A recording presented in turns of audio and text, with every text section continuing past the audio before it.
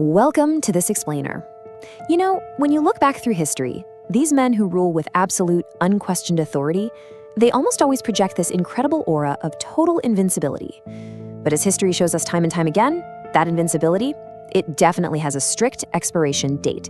So let's just dive right into the central question we're looking at today. Why is it that when absolute power finally collapses, some of these rulers are literally torn apart in the streets by the very people they governed, while others somehow manage to just slip away quietly in a hospital bed? Take a look at this breakdown. It maps out decades of absolute rule, and it really highlights these wildly different demises. We're looking at reigns stretching from a really concentrated 4 years, all the way up to a staggering 42 years in power. But pay attention to that final column. We've got suicides, firing squads, brutal mob violence, and then, surprisingly, natural causes.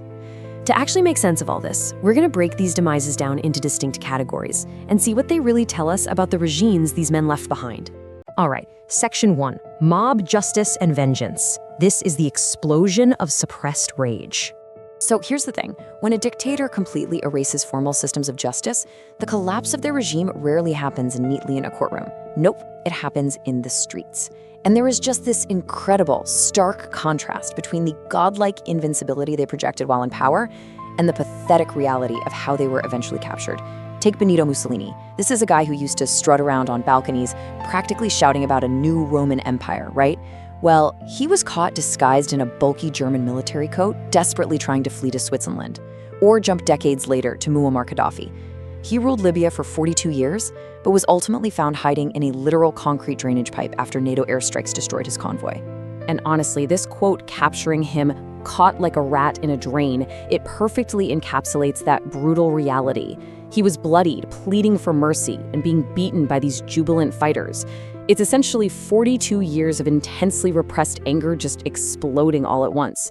There's actually cell phone video out there showing a totally disoriented dictator being manhandled, his clothes ripped, asking the crowd what he did wrong right before he was shot. His body was even shoved into a commercial meat freezer just so locals could line up and see it with their own eyes. We see a very similar massive explosion of rage with Mussolini. He and his mistress were executed by communist partisans. But I really want you to look at the details here. After they died, his body was dumped at Piazza Loreto in Milan. Why that specific spot? Well, because months earlier, Mussolini's regime had executed 15 partisans and left their bodies on display at that exact same location. So the crowd, they absolutely went wild. They kicked the corpses. At one point, a woman stepped up and fired 5 more bullets into Mussolini's body, literally 1 for each of her 5 dead sons. Eventually, they were hung upside down from the roof of a gas station.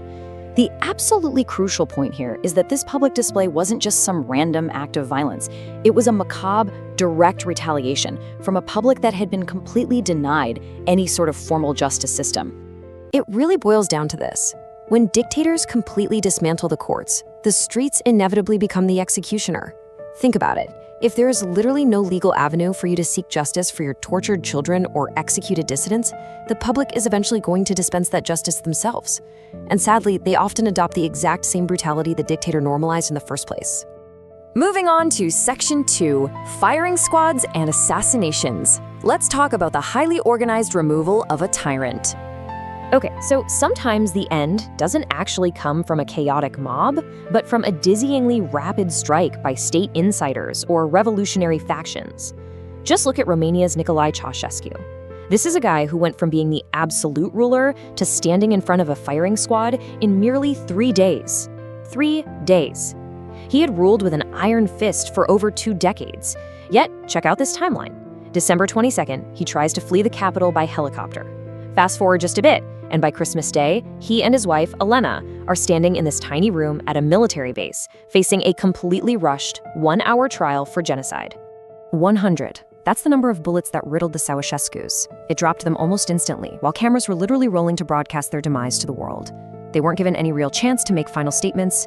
The execution was filmed, and they blasted that footage internationally that exact same evening, purely to prove to a completely shocked public that the communist leader was, for sure, really dead. Now, this kind of organized violence isn't always a grand revolution. Sometimes it's a straight-up inside job.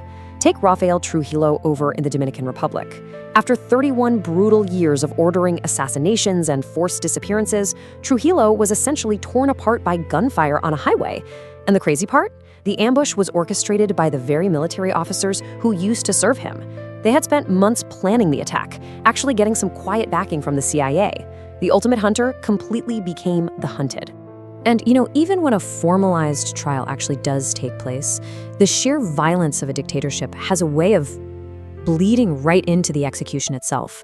Saddam Hussein's hanging was fully supposed to be this solemn state event, complete with dignified protocol after his trial for crimes against humanity.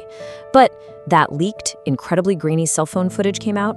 It showed guards hurling sectarian insults at a very defiant Saddam right up until the exact moment the trapdoor opened. It totally exposed the messy, highly controversial reality of his end. Okay, let's shift gears to Section 3, Escaping the Hangman, Suicide, Secrets, and Peaceful Ends. Because for all the incredibly violent ends we've just talked about, history is equally full of tyrants who managed to slip right through the cracks. Cornered by Soviet tanks in April 1945, Adolf Hitler completely evaded capture by his own hand.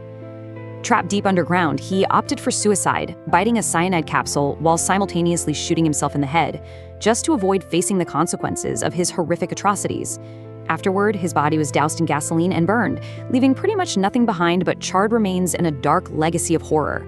Then you have to consider the dark, twisted irony of Joseph Stalin's death. Stalin ruled through immense terror for nearly 30 years, ordering mass purges and those infamous midnight arrests. Well, he cultivated such an extreme level of fear that when he eventually suffered a massive stroke in his private quarters, his guards literally let him lie paralyzed in a puddle of his own urine for nearly 12 hours. They were just too absolutely terrified to risk entering his room unsummoned. It's wild to think about, but the very terror he used to protect his grip on power was exactly what delayed the medical help that might have actually saved his life. Next up, we have the bizarre ends completely shrouded in secrecy. State propaganda in North Korea literally had citizens believing Kim Jong-il didn't even need to use the bathroom. Yeah, but the decidedly human reality, he was quietly suffering from hidden diabetes and severe heart disease. He ultimately died of a massive stress-induced heart attack on a train. He faced absolutely zero justice for his regime's actions, and power just passed seamlessly right to his son. But perhaps the absolute most chilling escape of all goes to Pol Pot. Just days, literally days before he was finally going to be handed over for a massive international war crimes trial. The architect of the Cambodian genocide simply died peacefully in his sleep from heart failure, inside a bamboo hut. The Khmer Rouge even went so far as to invite journalists in to photograph his lifeless body, just to prove to a highly skeptical world that he was actually dead. He left millions and millions of victims with no answers and absolutely no accountability. In some dictators, well, they simply learn to manipulate the system until the very bitter end. Take Augusto Pinochet of Chile. Under his 17-year rule, thousands of people were tortured and forcefully disappeared. Yet when the time came, he totally weaponized his failing health, claiming to be way too sick and senile to ever stand trial. He successfully dragged out his indictments, ensuring he never spent a single day in a prison cell. He died peacefully, surrounded by family at the age of 91 in a military hospital. And get this, he died right on International Human Rights Day. You really can't make this stuff up. So this brings us to the ultimate, incredibly frustrating disparity of our explainer today. On one hand, you've got the chaotic, highly visceral mob justice of Mussolini, stripped of all dignity and literally strung up at a gas station. And on the exact opposite end of the spectrum, you have the comfortable, private escape of Pinochet, passing away quietly in a hospital bed. Which leads us to Section 4, the final verdict, the legacy of terror. So, what does this actually tell us about the core nature of a dictatorship?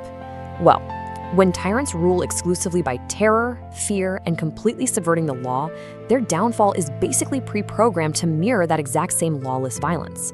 If a ruler eliminates the courts, silences the press, and rules entirely by the gun, they practically guarantee that when their grip finally slips, the reaction from the public is going to be just as explosive. Ultimately, the violence of their death is a direct reflection of the violence of their reign. So we're going to leave you with this final, somewhat heavy thought. When we look at the frustrating reality of men like Pol Pot or Pinochet dying peacefully in their beds after orchestrating mass murder and torture, it really forces us to ask a difficult question. When formal legal accountability fails completely, Is a violent end at the hands of an angry mob the only way absolute power can truly be held accountable? Or does it just drag society down into the exact same barbarism the dictator originally created? Thank you so much for joining us for this explainer, and we will catch you in the next one.